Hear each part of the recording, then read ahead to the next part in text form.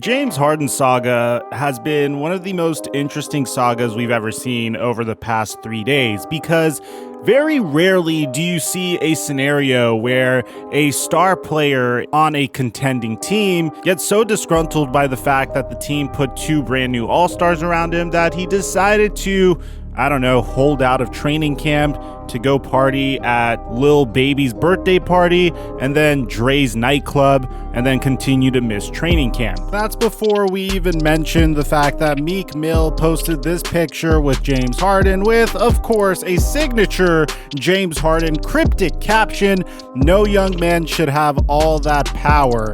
Which I'm sure you guys know, Meek Mill is very, very closely tied to Philadelphia. He's practically Philadelphia's mascot at this point. This whole scenario is actually pretty comical, but it makes a lot of sense at the same time. I can really understand where both sides are coming from, so what's going on, guys? Your boy Mike here, and before we get to the content, please take a moment to leave a like, subscribe, and turn on our notifications as we are on the grind to 500,000 subscribers. On top of that, we do career simulations on another channel called TheFlightMike TV. We have one of LaMelo Ball, Zion Williamson, and of 1949. No, seriously. Now that we got all that out of the way, cue the intro.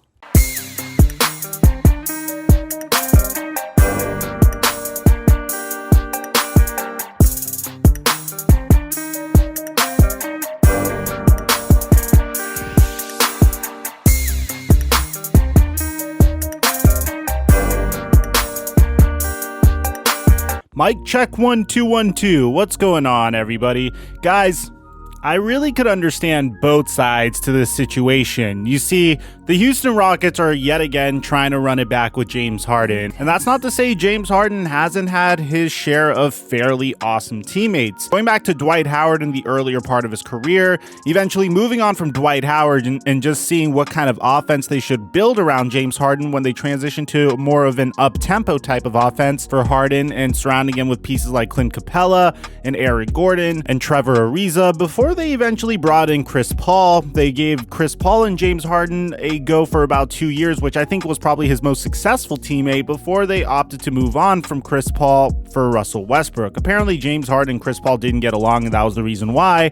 And then at that point, the moment they moved on from Chris Paul for Russell Westbrook, that's when I started to think that, okay, the Rockets aren't necessarily trying to win a championship anymore. They went from trying to build a championship contender and put it around James Harden to doing whatever it takes just to keep James Harden and appease James Harden. And once they made that little switch right there, because any NBA fan could have told you from the very beginning that James Harden and Russell Westbrook wouldn't be good teammates for each other, well, that's when I figured that James Harden's days in Houston, unless Mike D'Antoni pulled off some sort of miracle and made James Harden and Russell Westbrook work as teammates, that's when I figured James Harden's tenure in Houston was beginning to come to a close. Now, this past year was more of the same. You see, Russell Westbrook got frustrated with how things were going down in Houston, and Houston seemed to be making a lot of sketchy moves. Moving on from Daryl Morey, who absolutely loved James Harden, and moving on from Mike D'Antoni, who built probably James Harden's most successful offense around him, in favor of a assistant coach, Stephen Silas, who's a first-year head coach. For all you know, he could be a remarkable head coach. He's coming from the Rick Carlisle coaching tree, so you probably could assume that he's going to be tough-nosed and a little bit harder,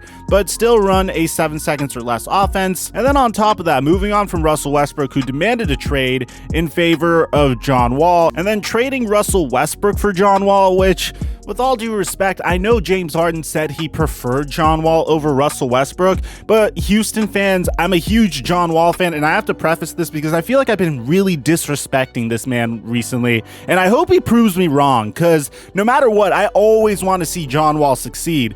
But moving on from a player that has very little of an injury history in Russell Westbrook, trading him for John Wall, who practically has the same game, a slightly better ability to shoot from three, and has a game that is 100% based off of athleticism, but he tore his Achilles, is probably going to be a little bit of a downgrade. And now, of course, last year they gave up on the concept of having centers on the team just to go all in on Mike D'Antoni's 7 seconds or less offense. But then you have moves like they traded Robert Covington away to the Portland Trail Blazers. What does that tell James Harden? You know, if you're trying to compete for a championship, you want Robert Covington on your team. Of course, they made some good signings. I love the signing of Christian Wood, but then you go out and sign DeMarcus Cousins, which, again, I really hope he succeeds. You know, former All-Star, really tragic what happened to him. This man was robbed of millions and millions of dollars, and I am rooting for him. And what happened to him after his torn Achilles, when he came back and tore his ACL 1 week before playing with the Los Angeles Lakers, like,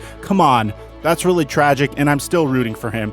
Nevertheless, you're putting two players, John Wall and DeMarcus Cousins, who were remarkable teammates at Kentucky, very fun to watch. I highly recommend you watch their highlights, who both tore their Achilles, who both might be shells of their former selves. DeMarcus Cousins tore his ACL again, and then you move on from a very good 3-and-D player, and you hire a first-year head coach. What does this convey to James Harden? You are not trying to win a championship anymore. I don't care what you say. This is clearly a downgrade of a team, which results in James Harden saying, okay, I am not coming to camp. As a matter of fact, no, screw that. I'd rather make it rain at the club than come to camp. I'd rather go to Dre's and party over there than come to camp. He's pretty much holding out and saying, hey, I don't want to come here. I don't want to play for the Rockets anymore. Now, according to Adrian Wojnarowski, some of you guys might think that this may be aggressive to say James Harden's demanding a trade, but when a player holds out of training camp and says, hey, I'm not coming to training camp because I'm unhappy, and oh, by the way, I would like you to trade me, I'm gonna take it as though the player is demanding a trade. Now, here's what Woj says. Reporting with ESPN, Tim McMahon, James Harden has recently indicated to Houston that he'd be open to a trade to Philadelphia or other contenders. So far, no substantive talks with the Philadelphia 76ers. Daryl Morey has been adamant that he wants to keep his two young stars. Woj continues on to say that teams would be reluctant to give up the assets required to get a player of Harden's caliber without confidence that he would be willing to remain long-term.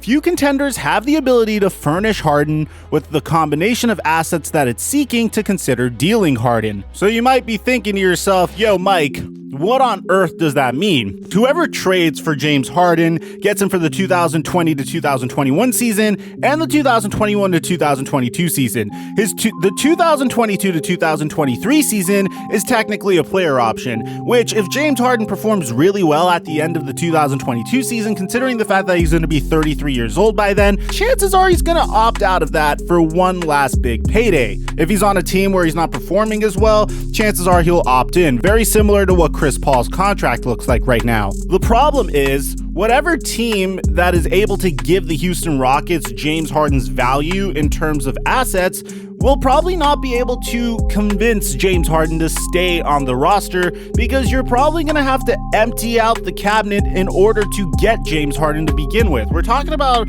quite possibly the greatest scorer in NBA history. If you don't agree with that, without a doubt a top 5 scorer in NBA history, and without a doubt the best scorer in the NBA today. So I do think the Rockets are smart to try to trade James Harden.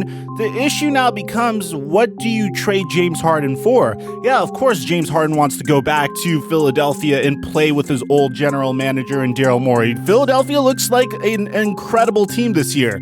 They made remarkable transactions. They got out of Al Horford's contract. They traded for Danny Green, which is a great wing player to do so. His contract's expiring after this year. Daryl Morey deserves a medal for that in of itself. Then you have Joel Embiid, you have Ben Simmons, you have Seth Curry, you have a bunch of three-point shooters. Of course James Harden wants to go there. They're pretty much like the Houston Rockets of 2 years ago, only they have Ben Simmons and Joel Embiid on top of that. But then you also have the rumors that, hey, he'd like to go to the Nets to play with Kevin Durant, which, by the way, Kevin Durant said is not necessarily true. Regardless, we could speculate as much as we want here. All I could say is, all we know so far is the reason why James Harden hasn't reported to camp is the reason why we all figured that he hasn't reported to camp, because he wants out of Houston. Let me know where you think he's going to end up going this season.